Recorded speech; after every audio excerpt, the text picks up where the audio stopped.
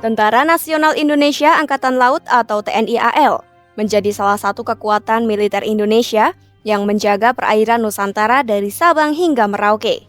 Kekuatan Angkatan Laut ini begitu penting perannya dalam menjaga keamanan dan pertahanan kedaulatan negara Republik Indonesia. Di dunia, ketangguhan kekuatan Angkatan Laut Indonesia telah sangat diakui dan bahkan disegani. Menurut World Directory of Modern Military Warship tahun 2024, TNI AL merupakan salah satu pasukan militer terkuat di dunia setelah Amerika Serikat, Cina, dan Rusia. Hal ini tak terlepas dari jumlah kekuatan armada hingga ketangguhan personilnya. Angkatan Laut Indonesia memiliki beberapa cabang atau korps yang menjadi satu kesatuan kekuatan pelindung kawasan maritim Nusantara. Salah satu yang tak asing dan cukup tersohor adalah Korps Marinir yang telah ada sejak zaman penjajahan Belanda. Di Brigade episode kali ini, kita akan mengulik sejarah hingga sepak terjang Korps Baret Ungu ini bersama saya, Adina Septia, dalam Brigade episode Tangguhnya Korps Marinir TNI AL, Kekuatan Militer Pelindung Lautan Indonesia.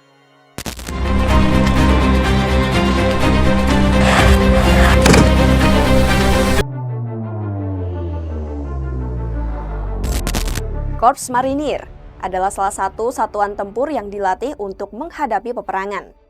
Pasukan ini memiliki kemampuan menembak dan pengetahuan tentang persenjataan yang terdiri atas intai amfibi, infanteri, artileri, kavaleri, zeni, komunikasi, serta angkutan perbekalan dan peralatan.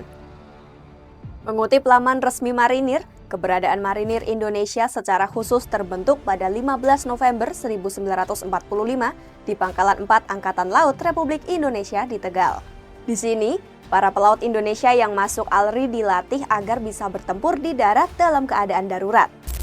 9 Oktober 1948, berdasarkan surat keputusan Menteri Pertahanan, ditetapkan Korps Komando di dalam Angkatan Laut sehingga seluruh satuan kelautan dilebur menjadi Korps Komando Angkatan Laut. KKO AL aktif dalam beberapa penumpasan yang dilakukan oleh militer Indonesia. Karena memiliki kekuatan dalam matra darat, pernah sekali KKO masuk dalam jajaran Angkatan Darat yakni pada tahun 1948. Namun saat itu, identitas KKO AL masih dipertahankan sebagai resimen sendiri, lalu beberapa tahun kemudian akhirnya KKO AL kembali dalam jajaran Angkatan Laut. Pada tahun 1975, nama KKO AL dikembalikan lagi menjadi Korps Marinir sesuai dengan sejarah lahirnya Korps sejak 1945 sehingga hanya satuan Korps Marinir yang istimewa yang memiliki panji atau bendera tersendiri. Selain itu, panji hanya dimiliki matra TNI yakni TNI Angkatan Darat, Laut, dan Udara.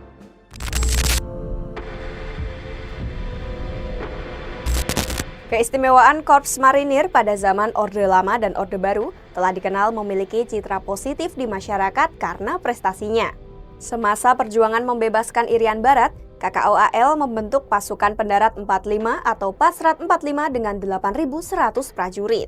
Pasukan ini juga punya peranan penting saat pecahnya konfrontasi Ganyang Malaysia dengan Dwi Komando Rakyat atau Dikora yang menentang pembentukan Malaysia yang disebut Presiden Soekarno sebagai boneka imperialisme Inggris.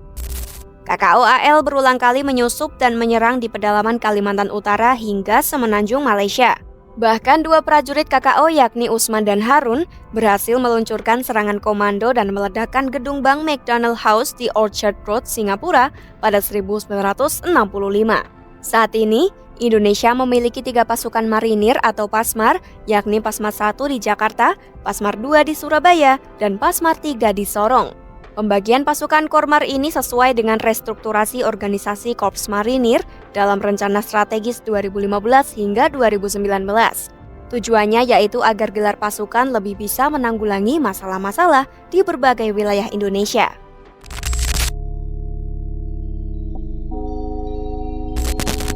Dari jajaran pasukan khusus yang dimiliki Indonesia, Korps Marinir TNI AL dicirikan dengan baret berwarna ungu. Pada 1958, warna ungu yang dipakai Korps Marinir berupa pita sebagai kode pengamanan untuk mengadakan operasi pendaratan di Padang, Sumatera Barat dalam rangka Operasi 17 Agustus. Pada 1961, baret warna ungu untuk pertama kali digunakan oleh Batalion 1 KKO AL dalam Operasi Alugoro di Aceh. Selanjutnya, baret tersebut dilengkapi dengan emblem yang dipasang di samping kiri depan. Awalnya, emblem tersebut berbentuk segi 5 warna merah dengan lambang topi baja Romawi dan 2 pedang bersilang di tengahnya. Pada 1962 saat hari ulang tahun ke-17 KKOAL, dilakukan perubahan lambang emblem baret keris samudra dikelilingi pita bertuliskan Jalesu Pumyamca Jayamahe, jargon kebanggaan para marinir yang berarti di darat, di laut, kita jaya. Selain itu, ada juga tulisan Korps Komando di bagian bawahnya. Setelah melalui beberapa kali perubahan, lambang emblem Korps Baret Ungu yang dipakai saat ini diresmikan kali pertama pada peringatan Hari Ulang Tahun ke-31 Korps Marinir pada 15 November 1976. Makna Baret Ungu, menurut majalah Marinir edisi 140, diyakini memiliki kesaktian yang ampuh dan mampu memberikan pengamanan serta perlindungan. Korps Marinir dengan baret ungunya itu diharapkan kemampuannya dapat diandalkan dalam melindungi serta mengamankan bangsa dan negara. Tak hanya itu, warna ungu juga diilhami oleh bunga bougainville. Bunga yang selalu gugur sebelum layu ini melambangkan pengabdian prajurit Korps Marinir yang selalu siap berkorban jiwa raga bagi keutuhan dan kejayaan negara Kesatuan Republik Indonesia.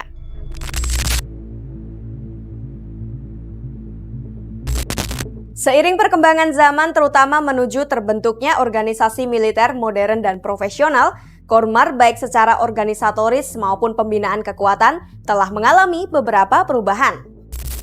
Perubahan yang dimaksud mulai dari penyebutan unsur kekuasaan, likuidasi beberapa satuan, dan penambahan kekuatan.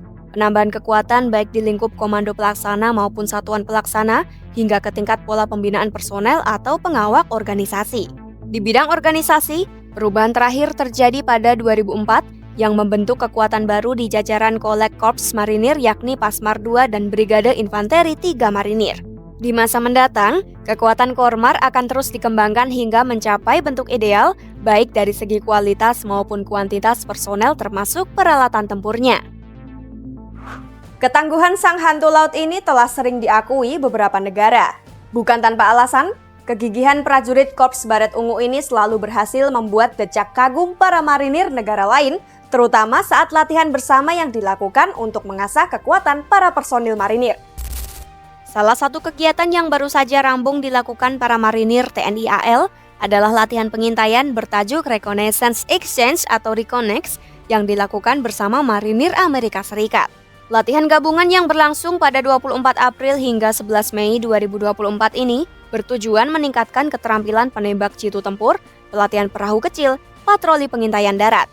Latihan tersebut berlokasi di Antralina, Campang Tengah, Kabupaten Sukabumi, Jawa Barat dan diikuti oleh 120 anggota Kormar TNI AL yang meliputi latihan berikut.